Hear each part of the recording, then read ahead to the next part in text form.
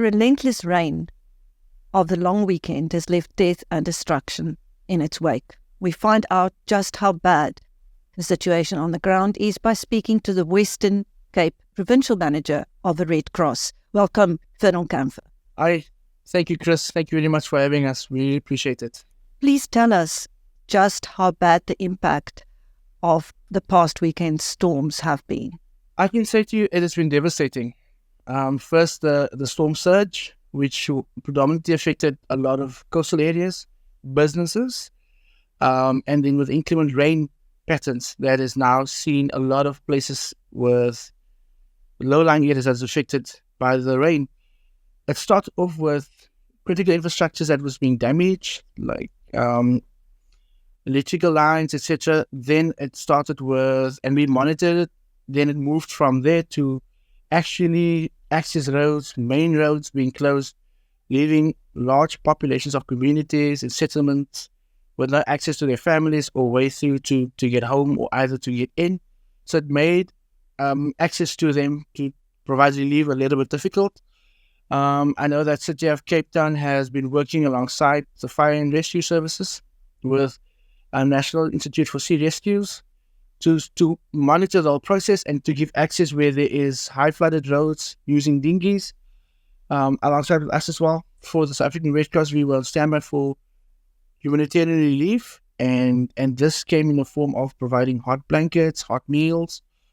So we worked collaboratively with various government stakeholders so that we can saturate the relief items to far-reaching areas. We worked collaboratively with a lot of other NGOs in and around Cape Town, as far out as in Gordons Bay, Sanoris Pass, Hermanus areas as well.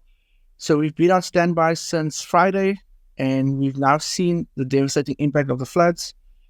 It came with gale force winds in the Hangberg, Houtbaai areas where a lot of informal dwellings were affected. And this is all coupled with the rain, the relentless rain that saw a lot of people a lot of resources not being able to go to areas that has been affected. From the Red Cross perspective, we try to first make sure that things are safe before we access any area. And this required us to stay put. And as soon as the rain cleared up, we were in the areas, in the locations. A lot of the preparative work was done at the offices. So we managed to feed and provide some blankets. But the need is still great. And obviously we need to now look at the recovery process for those ones affected. Do you know which area has been the worst affected?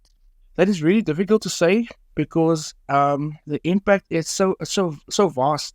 You'll find that people in Sanoris Pass, Strand, all been affected with waist deep waters where they used to live. People in Hangberg were affected by gale force winds and continuous rain. So it's difficult to assess.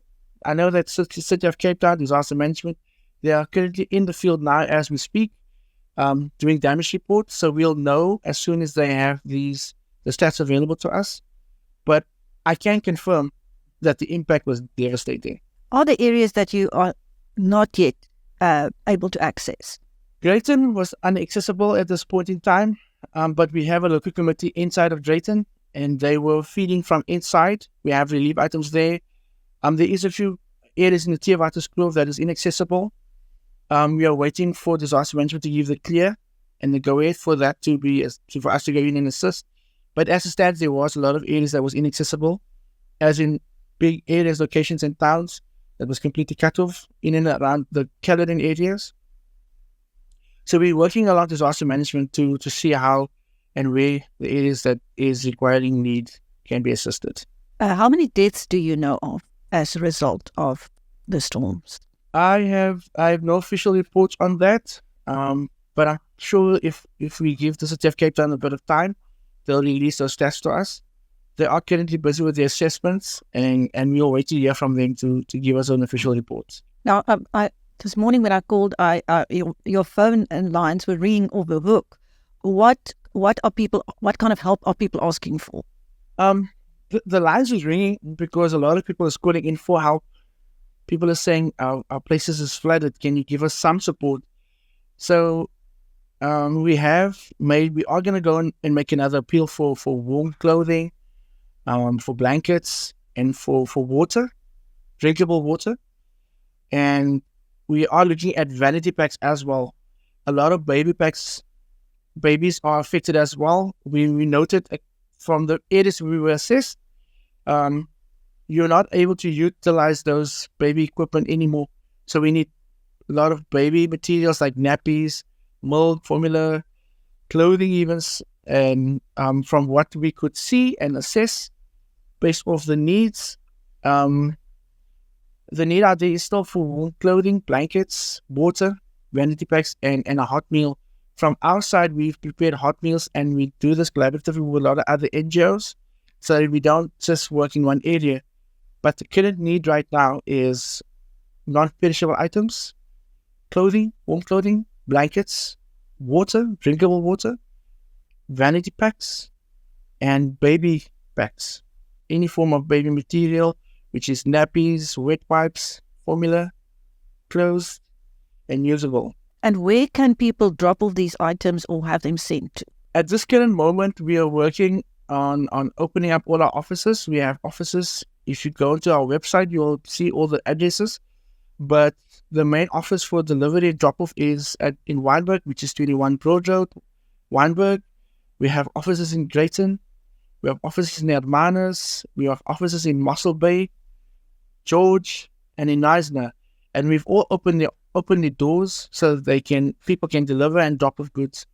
But the preferred drop-off center, the central drop-off center which we prefer, would be the 21 Broad Road, Wynberg. Now, you've been around the Cape for a long time. Is this the worst storm damage in humanitarian terms that you've encountered? The damage is severe. It's really, really intense. And I think the timing, it's what caught us off guard. This is seasonal rain that we would expect a bit of flash floods, but it's more out of timeline than what it is the severity of it. So for us, it's more of the preparative work this is our fire season. So our preparative work is mostly for fire preparation. We've not prepared for the actual impact of a flash flood in September, which is springtime. And there's a lot of scientific attributions for that. And there's a lot of contributing factors. But for us, what we prepared for is fires. To see the flash floods in this regard and the impact thereof, it's for us unprecedented, actually. So you were prepared for fire, not flood. But yes. There was a level 9 yellow warning. We've seen some high ones, but that one is this time of the year. What puts it very high, it's in the timeline it came. I always say that when it's a warning coming from the weather service, it needs to be taken into caution because it is for sound data. So the minute we got the notification at level 9, we immediately activated our teams and we said, look guys, everyone's on standby. And again, it's a disaster response. We are a disaster response unit, but a level 9 warning, it comes with a lot of preparation, and we had to put in our contingency plans, etc. We activated all our teams as far out as in Lanesburg, Gordons Bay, Stellenbosch, Oak City. All the 3 Metropole branches were all activated the minute the notification came out. So we were really thankful that we are able to at least get a bit of warning and preparative actions could have been taken into place.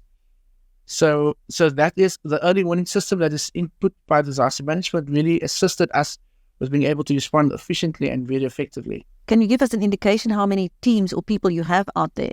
So like I mentioned, I activated the entire, because it's a level 9, so we activated all of the 9 branches within the Western Cape.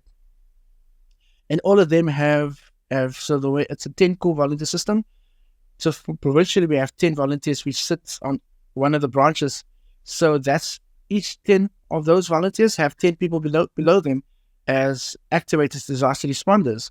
And then each of those 10 has their individual team that will respond to disasters.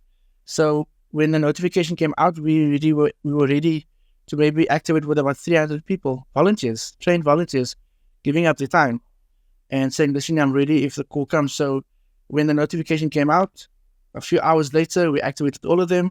So we were already able to respond. The warm bodies was just over 300. But for now, we've only managed to use for this response 17 warm bodies. They've worked since last night. We've managed to cook food for about 150 people. We've distributed, this current moment, we've distributed only 80 blankets based on assessments, etc. But these are all done with impact-based studies or assessments on where people were mostly affected. However, the numbers will dramatically increase after this assessment. So a lot of people will now come out as, I was also affected. The ones that we did assist were left for the elements, and we worked alongside, like I mentioned, a lot of other NGOs. One have to recognize that the collaborative work in this time is important for the Red Cross, because it's important for us to reach as many people as possible. Thank you. Do you have any idea how long it will take for things to normalize a little? With regards to communities bouncing back and being able to function, the resilience of there for us, our response time within there is only 3 days. But after those 3 days, we will go back and we work on the recovery process. On our recovery as a Red Cross, it's normally we walk a journey for about a month. Bear in mind that when the impact, the shock happened, the first thing that a lot of families did was grab the families and ran out of the houses. And this all has psychological impact. So the first way for the Red Cross is to respond with immediate relief and relief items. Second is to look at what it is that we can do with regards to recovery. The third thing that we do is to see how do we harness the resilience to make sure that when something like this does happen again, that the community themselves are able to recover quicker and in a short amount of time period. But then the fourth pillar that we do is psychosocial support. We give counseling to the affected people that is in shock, because the minute you are in the process, the adrenaline is there, but when things settle down, that's when the psychosocial support is required. So after this phase, we go in with psychosocial support training, and then we provide counseling on a very ad hoc basis to people that is affected, both by the impact and also by the shock. So this is the process that the Red Cross we do. So it's a long-winded process, but it ensures that when a shock like this or impact like this do happen again, the recovery time is shortened because of the resilience or the ability to either bounce back quicker. We also work with communities that is living in low-lying areas to, when they do build back, we recommend that they build back on the City of Cape Town specifications, not speculations, specifications, so that they can build back better.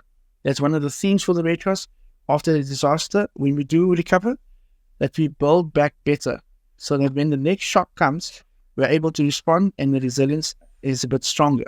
Thank you. That was Fernel Campher of the Red Cross speaking to BizNews about how the Red Cross is helping the victims of a human disaster left in the wake of the unprecedented storms in the Western Cape this past long weekend. Thank you, Fernel. Pleasure. Yes.